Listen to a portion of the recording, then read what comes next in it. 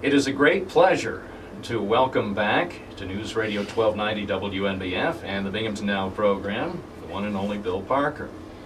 Thank you so much. Good morning, everybody. Thank you for inviting me to come down and be on your program. A lot has happened during the beginning of this year. The months are flying by. Time is flying by.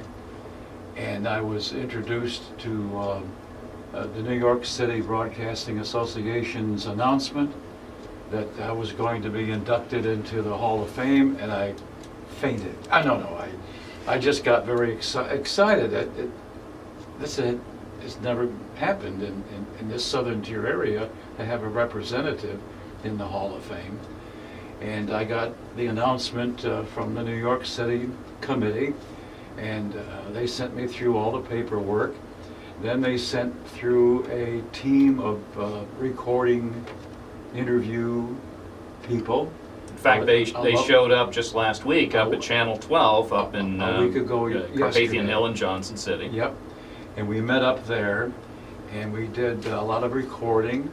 We did a lot of interviews and put pictures together and thoughts together and interviews for about an hour and a half. The young lady was very nice. The photographer was a real professional. I believe they were a private contractor working for the committee, but nonetheless, after that we went to lunch. After lunch we came up to my home. Oh, you told me they actually wanted to. So I had to clean the kitchen. There you go. And take all the trash out. So, and you also were able to go through a lot of your broadcasting memorabilia too. You mentioned that they were interested in seeing some of the photographs and other mementos that had accumulated. They took a big package of pictures and material because they had some schedules to keep in Albany. They had to leave by maybe 3 o'clock or so. So they set up their equipment in my living room, and we had a more of a personal interview about my career and touched on the things of why I selected broadcasting as a career, how I deal with people, the romance and the creativity of what the work was like, more of the aside and more pictures too, and they took the pictures along, and I brought a few along here today in case you want to use any of them, but I guess... Well, and for our listeners, we are making a video recording of our conversation today, and soon we will have a link available on our website, WNBF.com, so people who would like to listen to the conversation in full, or for those who may learn about it in the future and can't hear it live, will be able to check it out. For people not familiar with how you got into the business, let's go way back to your childhood. Well, I wanted to just mention one more thing before we go back. You may remember the name Merv Griffin. I do. In fact, at one time I worked for Merv Griffin. Right. When he owned a couple of local radio stations. In Endicott. Yes. And we met together many times. And he has written and produced those 2 video shows that are still on ABC. They get on the bottom of the screen it says created by Merv Griffin, so forth. But I wanted to kind of just touch on the fact that when we talked, we gained, and I gained, a lot of insight into how to talk to people. And that was, of course, to remember that the guest is the star. You are not the star, the guest is. And that was Merv's, and Art Linkletter is another example that I followed. 2 of the most famous interviewers in broadcast. Art had the program Kids Say the Darndest Things, and that's where I picked up a lot of ideas. But going back to Merv, after he left this area and went back to California, I lost track of him, and then of course he passed on, and then I heard that the cemetery where he is buried in California has a monument, And we all know the phrase in broadcasting, and you say it all the time still. We'll return after these messages. Bob, on that tombstone, he had written, or the family had written on the tombstone, "I will not return after these messages." And that thing always kind of gave me a spark. You know? Well, it's so appropriate. Yeah. And you're right, Murph Griffin and Art Linkletter, Yeah. some of the most famous people who learned to interact with guests of all ages, especially Art Linkletter with children, and in a live setting, you never knew exactly what the kids would utter. You learned that on live TV, yeah. and we'll talk a bit more about that. I but can't mention. Let me a talk. few of the things. Well, and that's before they had delays, where you could push this button here, this no little red delays. button. It went out over the air instantaneously. So talk about your early years in upstate New York. When you were growing up, Yeah. first of all, what did your parents do? Well, of course, my mom was a at-home lady. My dad, of course, I grew up in the Depression days. And not that far from here. I mean, In Canastota, Yes. which is up near Oneida Lake area.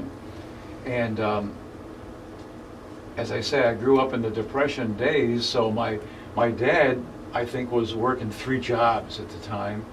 And he was and I lived out in the country, so that we had a big garden, we had poultry, we had, and all around me were dairy farms, which were all self-sustaining. I had 2 uncles that had dairy farms, one up near Syracuse and one in a place called Waterville, New York.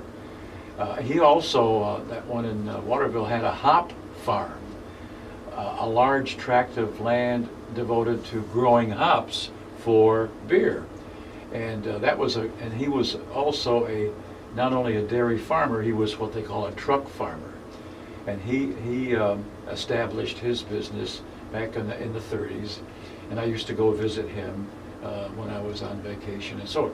But to come back to your question, I aimed at more like the arts, music,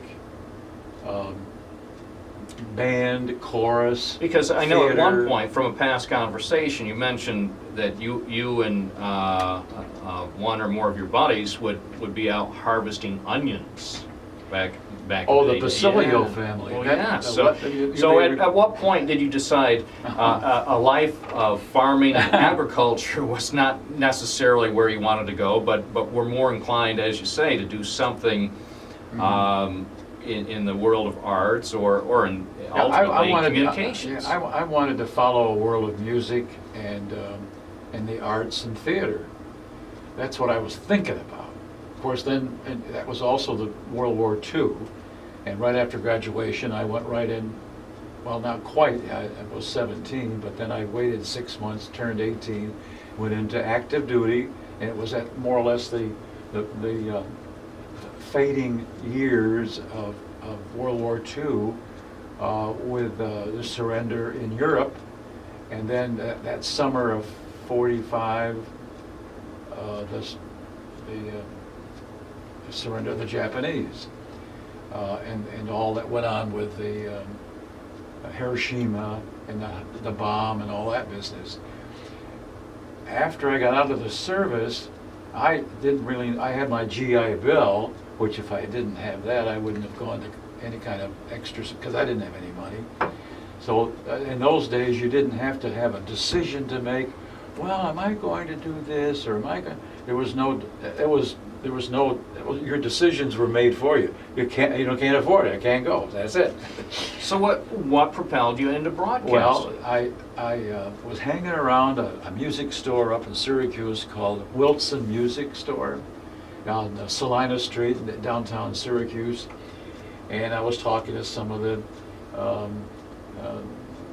associates of the store, and the topic came up about broadcasting for some reason, and the individual said there's a gentleman upstairs on the 2nd floor that teaches voice, and his wife teaches piano and singing and so forth. Why don't you go up and talk to him? He was a veteran retired worker from WSYR in Syracuse. And he had a broadcasting kind of school. And I went up and just talked to him, and he seemed to think that maybe I might have some potential just in talking. So how old were you when you had this first conversation with somebody from WSYR? 19, All right. 20. So he lined me up with what they call Columbia College in Chicago, which was a radio school, because this is before television. And I had the GI Bill, and so I lined up Columbia College, and they took me, and that was like in that fall time, September to February or so. Mm-hmm. But I was in Chicago back when they had the Chicago Cardinals football team and the Chicago Bears. And I lived. The Cubs were still losing even back then. Yeah, and I lived in the suburbs called Oak Park, and it was about 45 minutes on the elevated train to go into the middle of Chicago to go to school. And I lived in a private home, and I had a room. And on a Sunday afternoon, I'd be out walking in the neighborhood, and I'd hear the radio on with the football games for the Chicago Cardinals and the Chicago Bears. And it was all very, exciting. And so, but I mean, prior to that, and you haven't mentioned this before, but as a boy, did you ever have any kind of fascination No. with radio? No. In your home, did you spend much time listening to the radio broadcast with your folks? Yeah, oh yeah. But, What did you listen to? well, we had all the kids' programs from 5 to 6. What about some of the radio dramas, the things that were popular with, I think the Green Hornet or the Shadow? Well, I listened more to Tom Mix and the Ralston Straight Shooters. That was a kid's show. Detective programs and kids. But mostly I was an outdoor kid. I was out. I didn't sit by the radio. So in those days, the early days, you never said, no. "Wow, that sounds interesting. I really wish I knew more about what was going on behind the scenes." Never had it. Really? It was when I was in Chicago at that time. Dave Garroway. I was going to say not Art Linkletter. Well, Dave Garroway what ultimately went on to be the first host of NBC's Today Show. Right. Well, he started, you see, at that time when I was out there at Columbia College, Chicago was the center of broadcasting's careers were started there, and ideas were created in the middle of our country, in the middle of our country there in Chicago. The Don McNeil Breakfast Club, a live Chicago originating program. Big stars were on that shows, and as I say, Dave Garrett and at Columbia College, the teachers, 50% of them were broadcasters on the different radio stations. So they were announcers and broadcasters at one time, and then come over and teach at the college. So you get that thing there. So by January and February that next year, I ran out of money, and I was looking at Broadcasting Magazine, and there was an ad for a job in Utica, and that's where I went to a recording electrical transcription studio and recorded. In other words, before disc. Before computers, before things could all be a recorded disc. to the hard drive. Right, a disc, and I made an audition record. I guess it was 33 1/3 or something like that.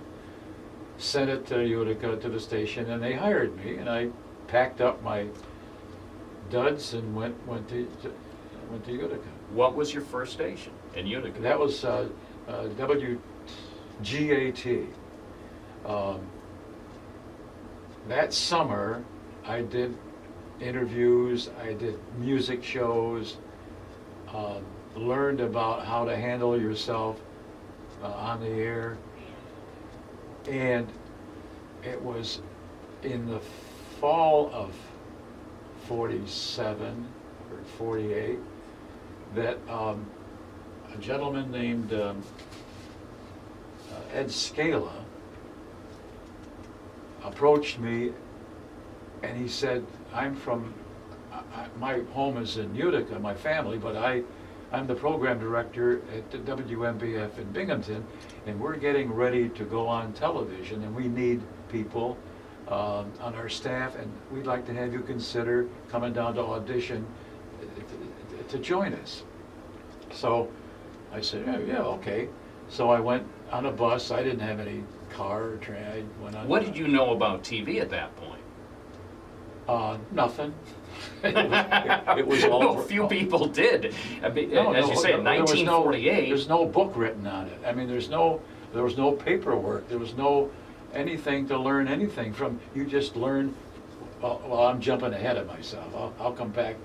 I took the audio audition. He gave it. He said, "Come on down." I went back, and I have to share with you here. There was a radio station up the street, WRUN, and there was a young fellow Also there. in Utica. In Utica. A young guy working in there that he was working this summer there too, from Syracuse. He had just graduated from the, the Newhouse School of Broadcasting, and he was working for his uncle, who was the manager. And I said to him, well, I'm going to pack up and be. We had palled around, eating out and everything, and ramming around together. We didn't work together. We just were good friends. And he said, well, and I said, well, I'm going to be shaking your hand and I'm going down to Binghamton to maybe start up in television. He said, that's ironic. I'm leaving too in the fall. I'm going back to Philadelphia, WFIL. And they're starting up a local program on TV called Bandstand. And I'm thinking, Bandstand, okay. So that was for him, going back to Philadelphia, the beginning of American Bandstand, and that was Dick Clark. So one of your early buddies was Dick Clark. Yeah. That had A to lot be of amazing. And it's interesting Yeah. that he started at WFIL in Philadelphia. You started at what became Channel 12 here in Binghamton, owned by the same company back in the day. Triangle Publications. Which also published TV Guide. It was a pretty big media company in its day, with several TV outlets, Philadelphia, Binghamton, and some other cities, and yes, with a TV Guide publication. Tell me about the excitement, the months leading up to the debut of Channel 12, because you came to Binghamton, you were on WNBF radio there in 1948, but everybody was looking ahead to 1949. December 1st. That's right. For the debut of TV in Binghamton, right toward the end of December, or the start of December, but there were some test broadcasts. Tell me about the days getting things geared up at the Arlington Hotel here in Binghamton for the debut of this new medium, TV. Okay, this is a picture of the beginnings of Channel 12's Cecil Maston, the general manager, and John Clark was the owner, and the Clark Senior, the plan. Ed Scala, the program director, who, by the way, passed away in 2002. Announcers were Sam Page, Ralph Carroll, myself, Bill Pryor, he was sports guy, Ed Whitaker, and Sarah Burbank on radio did the cooking show. We were at the Arlington Hotel, and there was a young man named Gino Riccadelli, who came in from New York City, and he took over in unpacking the cartons that came in that contained tripods, cameras, lighting material, equipment, and he put and consoles and all things that all nobody in things Binghamton had ever seen before. And tell me a little bit about the equipment. For example, the cameras. We've got cameras here in our radio studio to document this, so we can post this later. These are tiny, compact cameras. Yeah. Oh, these are huge. Back in the day, Heavy yeah, cameras. and they had to go on a huge huge stand. I mean, Yep. and they could not be just easily moved around. They had to be lugged around probably by somebody pretty big to be able Well, to move them it's into interesting you into said space. that, because there's a story that involves a gentleman named Phil Jackson. That name may ring a bell because he later went on with WSKG, and he was a cameraman for me in those early days, when you talk about cameras. And we in those early days of we used to do the telethon, like the cancer telethons. And the example I'm thinking of, that you could roll those cameras sideways or forward or back, you know, and move. They were heavy, but you could move them. But he was a cameraman that was in a hurry to move them fast and get better shots, and doggone if he didn't tip the thing over. The whole thing went on, and it was a concrete floor. And what did that sound like? Crash, the tripod, the camera, and these are big cameras. And we thought, thousands of dollars are gone. Well, the engineering department came out, picked up the camera. There wasn't even a dent in it. The tripod was not even in, nothing. They just stuck it together again and went right on. It was so heavy, so made so well that it didn't even dent it. Things were built to last forever. Tell me about finally signing on Channel 12 there in December of 1948. What was that like to have the official sign-on of Channel 12, WNBF TV? This is the official document that shows the sign-on of WNBF TV Channel 12. This is what was read to sign it on the air. And it says, this is WNBF TV Channel 12 Binghamton, on the air nightly, Sunday through Friday. Here's a lineup of features you will see on WNBF TV tonight. Immediately following this preview, you will see films of yesterday's raging fire at Lewis and Chenango Streets in Binghamton, plus films of two other big fires in Binghamton's history. This WNBF TV cameraman filmed yesterday's fire, and pictures of past fires that you will see tonight were made available to us through the courtesy of Mr. Dick Phillips of Binghamton. The narration for this feature was written and will be given by Tom Cawley of the Binghamton Press. Again, at 6:45, the Dumont Television Network will show Manhattan Spotlight. At 7, you will enjoy another visit with Kukla, Fran, and Ollie. The gripping feature story Hands of Murder come your way at 7:30. A quiz show featuring the story Hands of Murder comes your way at 7:30. A quiz show entitled Who Said That will be seen at 8 o'clock, and a suspense mystery, The Clock, will be seen at 8 o'clock. WNBF TV signs off at 9 o'clock. So it wasn't a very long schedule. No, very short.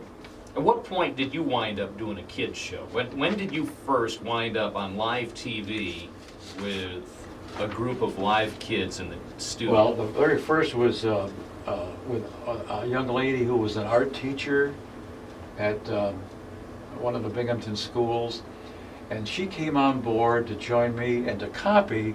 We copied Kukla, Fran, and Ollie. She was out front of the screen doing the topic of whatever she selected as a subject for that program. It was a 15-minute program. And I did the Kukla and Ollie puppets behind what they called the scrim, and the voices and the conversation back and forth and the humors of like Kukla and Ollie. And we did that. There were no kids on the show. Well, at what point were kids introduced into the element? Because to me, that seems like TV without a net. When you bring in kids. Right after that, in the early years of the 50s, 1951, is when we introduced the TV Ranch Club, because ranching and cowboys were the big feature of that decade.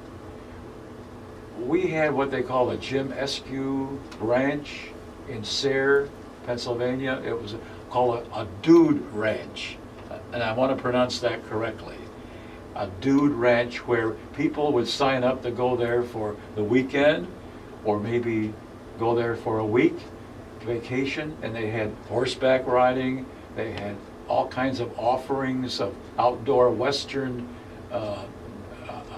gear and Western atmosphere. They had rodeos. That's where I got to meet Gene Autry and Roy Rogers and Hopalong Cassidy, because they all came here from all around the country to be there at that ranch. And so I got to meet them. I had them, and so the younger people in this area were all horseback riding club members, the young people. So is that how the kids wound up on TV? They were members of the club initially? That, plus they could be Girl Scouts, Boy Scouts, any organization we welcomed. Well, see, that's was just my good luck that I wound up being able to come onto your program, because my sister was a Brownie. Her Brownie troupe was invited on. I was the only boy allowed on the Officer Bill show that day, and that was my first exposure to the world of broadcasting. And well, remember now, this is live. This ranch club in uniform, in the uniform I had, that was all live. Did anything bad ever happen with the kids? Well, let me say, first of all, something that happened that's always stuck in my mind is that we had all these new products. We had Seal Test ice cream, Crowley's milk, Spalding bakeries, and a new, what is it, the cream? Oh, it's like Ready Whip or Ready something. Whip. Yeah. It was a new product. And they wanted me to introduce the new product by making a little salad and then garnishing it with the Ready Whip on top. Now this is live, okay? So before the program started, I wanted to make sure the Ready Whip would be okay and working, so I went in, I just shook it up a little bit. And unbeknownst to me, my director came out and wanted to make sure it worked okay, and he shook it up. And unbeknownst to me, my cameraman came out and shook it up, and under those hot lights and under those conditions, Bob, when I did that commercial about this new product introduced to the area, Ready Whip, it's so delicious on all kinds of desserts, and this is the garnishing topping, and all I did, and the spout on the Ready Whip was straight up and down, it wasn't on the side. So all I did was touch that baby, and it went squirting all over. The camera, the studio, it was like a little bomb because of the hot lights and everything. And that was live. If that happened today, that would be on somebody's blooper reel, and then it would wind up on YouTube going viral. Yeah. It would have 1 million hits, but within 24 hours. That's exactly what would happen in 2015. Let's, as we wrap up the segment, now you're getting very close, so just a few weeks away from what is a very important honor in New York State and actually national broadcasting with the State Broadcasters Association and the Hall of Fame. Among the others who will be inducted is Al Roker. Yes. And so that'll be nice. This will all go on in New York City in June. So what are your thoughts as you're about to receive this very special honor from your broadcasting colleagues? I'm overwhelmed. And when I first got the notification, I was humbled, and I thought, I don't deserve this or anything, but so many people have been so kind to me.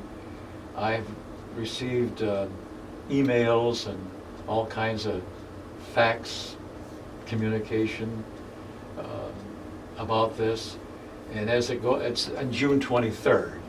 That's a Tuesday, I believe. It's a luncheon at that time. There'll be all these other inductees there too. Each decade of my career is something has happened and outstanding. When someone says, "What is the outstanding memory of your career?"